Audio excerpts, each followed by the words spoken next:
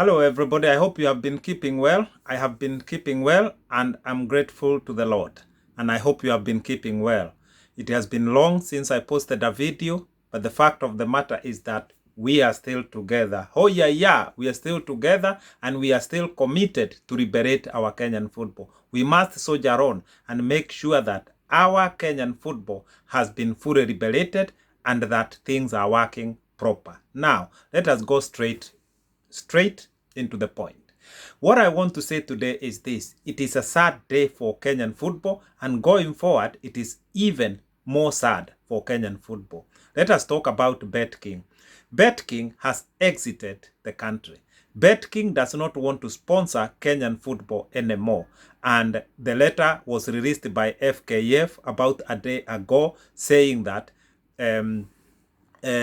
Betking will no longer sponsor Kenyan Premier League. As we all know, Betking signed a deal last year, July, and a deal was for 1.2 billion Kenya shilling for 5 years. That meant that each year, Kenya Premier League would get 240 million Kenya shilling from Betking. Now, who is Betking? We said this from the beginning. We said that red lights were all over the place when this deal was being signed between FKF and Betking. Number one, we said that this deal is too good to be true because it is, or it was, now it's a history, it was a title sponsorship deal. It was not a broadcasting deal. Broadcasting deal is usually the bigger deal out of the two. Title sponsorship deal is normally very small, around 5% of the mega broadcasting deal. And I want to take you back to English Premier League. Backless Bank was for a long time the title sponsor of English Premier League. If we all remember, it was called Backless League some years back. I think up to year 2012 there. Now, Backless Bank sponsorship for the English Premier League for the title was 50 million a year. At a time, that is 50 million pound. In Kenya shilling, at that time was 5 billion Kenya shilling per year for the title sponsorship deal. If you think about it, at that point, the broadcasting deal was around 8 billion Kenya shilling. Now work out 8 billion Kenya shilling, yeah? No, 800 billion Kenya shilling in comparison to 5 billion Kenya shilling. So you can see what I'm saying, that the title deal is usually roughly about 5%, yeah, of the broadcasting deal, because it is the broadcasting deal where clubs make most money. Title sponsorship they can do or do without. And that's why you see today English Premier League does not have a title sponsorship deal. That's why when you watch the Premier League football, you'll just see the sign of a lion instead of the Barclays logo that you used to see before, because English Premier League said that we don't want title sponsorship money. We have enough money. We want to maintain our logo, on TV. We don't want title sponsorship. We are big enough. We have enough money. We want to maintain our name and our logo everywhere. So they refused title sponsorship because they get so much money from the broadcasting deal, from the kit, individual team sponsorship kit like Arsenal, Man City. Their kit for the first team is around between 30 and 50 million pound per year. The t-shirt, the kit, yeah. So convert that into Kenya shillings. It will be between 4 to 5 or 6 billion Kenya shilling for the kit only, for first team, for all these English Premier League teams. So the value is so important. Let's go back to the Betking. We said this Betking sponsorship deal had so many problems, had so many red flags, but many people did not see this. Remember, we said, how can a company, yeah, sponsor Kenyan Premier League by a tune of 1.2 billion Kenya shilling, and that company did not have a representative at the day when the deal was announced? And it was a roadside declaration by Nick Mwendwa and Barry Otieno, the FKF, top officials. They announced this deal on the roadside without anybody else, not even a representative from Betking. Who or what company, yeah, in its right mind or in their right mind, can they announce this kind of deal without having a representative? So that was a red flag. Number two, we said this deal was too big, was too good to be true. 1.2 billion Kenya shilling for 5 years, 240 million Kenya shilling per year for just a title. Yeah, name. Title means the name of the league. And remember, the name had already been changed from Kenya Premier League to FKF Premier League. That means that it was a new name, it was not known, it was not marketable, it had no value. So how did it attract 1.2 billion Kenya Kenya shilling sponsorship? So this tells you something was cooking inside the federation. This deal was not right from the word go. Everyone knows about it. Everyone can see it. And this is why now you hear about the termination letter, and FKF don't even seem to complain about it. The way they write that letter, they are writing it with so much joy. They don't even show any kind of regret or apology to the Kenyan football. This thing is wrong. This thing is funny. Now, another red flag. We said that Betking, the value of Betking, this is the Nigerian company, the value of Betking, yeah, in the year 2020 was $7 million US. That's the value of the company. Then, yeah, think about this. So, how can they sponsor Kenyan Premier League with a tune of 1.2 billion, yeah, Kenya shilling, when their own value, yeah, was 7 billion Kenya shilling?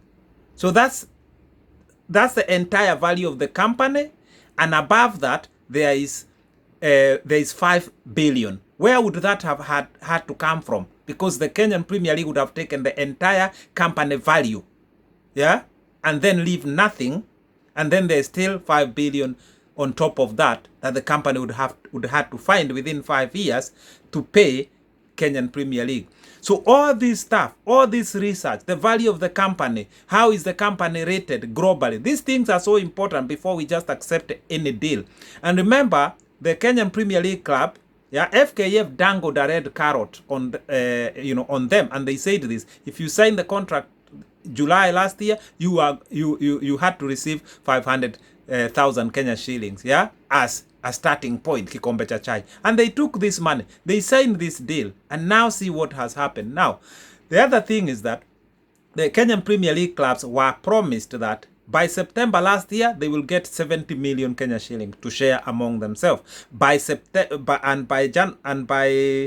March 2021, they would get another 70 million Kenya shilling. So that means between July 2020 and March 2021, the clubs were meant to receive 140 million Kenya shillings to divide among themselves. And we released a video in September saying, has the 70 million arrived?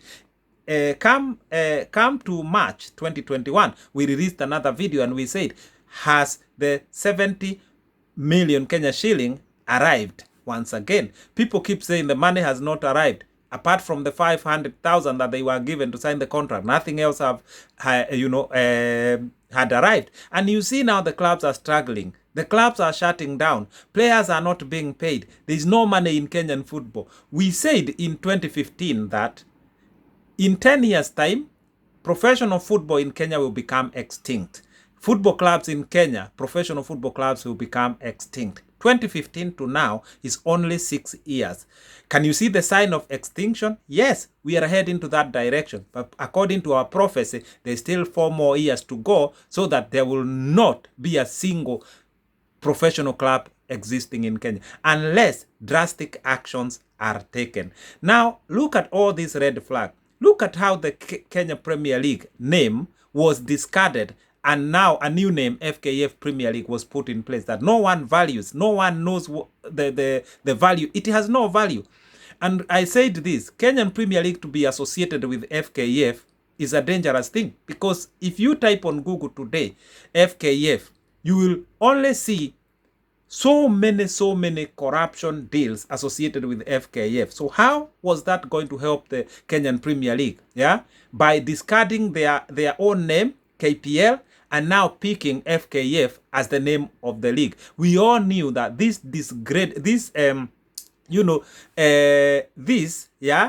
dropped the Kenyan Premier League value to 0. And today I'm telling you, this Betking deal and the start time might be the last deal in Kenyan football, the sponsorship deal. Unless drastic measures are taken, unless the system is sorted, unless football revolution has taken place, unless FKF as a football federation has been discarded, it must be forgotten and things put straight. Because what is wrong is structural. What is wrong is a system. What is wrong is FKF constitution. What is wrong is how FKF manages these football clubs in Kenya. Everything is upside down. And I keep saying this, not even FIFA can save FKF when Kenyans decide that they are going to deal with FKF head on and they are going to sort issues in FKF, because those issues are so many. I keep saying FKF cannot be resuscitated. FKF cannot be restructured. FKF cannot be reconstituted. It has to go if Kenyans want to have football worth its name. Look at the FKF elections, what happened. How many votes did President Nick Mwendwa receive? 77 votes out of 85. So if the president is that good, so why are Kenyans complaining right now? That kind of vote tells you something, that the people who are voting in FKF are yes men.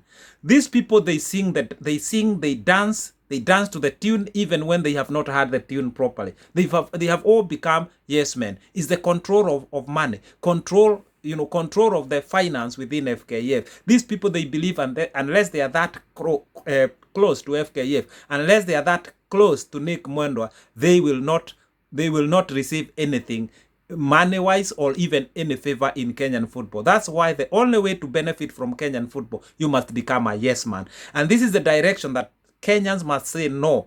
The people they voted in as delegates of FKF, have you ever seen them question anything? No. What does that tell you? They are all yes men in uniform. Wakenya wenzangu, if football in Kenya is to become football worth its name and worth the money, things have to change in Kenya. Let me tell you this. Backless Bank right now is the official,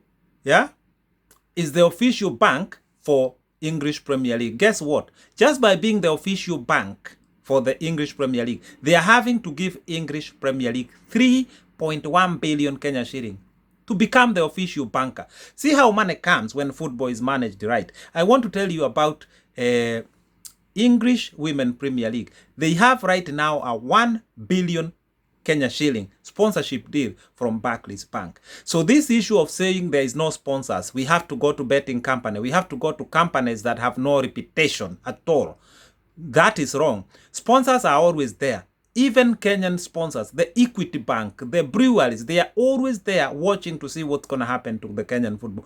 Once Kenyan football is straightened, once things start to look right in Kenyan football, you will even see foreign banks, foreign airlines coming to sponsor Kenyan football. What is wrong with Kenyan football is it has been destroyed by corruption. It has been destroyed by the wrong system. It has been destroyed by the yes men. It has been destroyed by people who have personal interests, who just want to build themselves and then exit football in the country. That is the key. That is the key to the problems affecting Kenyan football. But like I keep saying, it is the system that is wrong. It allows the yes men, it allows the cartels, it allows people with personal interest to run the Kenyan football. Unless the system is sorted, we can wait as long as we want and football will never change. Come on. In Kenya, we had a federation long before independence. Now look at this federation that is there that cannot even make 50 million a year. They have to wait for FIFA. For every single penny from FIFA is what is running Kenyan football. In a country of 50 million Kenyans. My friends, we need to be shameful. We need to look ourselves. We need to go, all of us who love football, go in front of a mirror and look. Let us look at ourselves and say, this is shameful. That we have to depend every single penny to come from FIFA. That's why no one can respect Kenyan football. Not even FIFA can respect Kenyan football. Tuacheni ujinga. Shameful. Shame on us. Let us sort ourselves. I live in peace. I'm gone.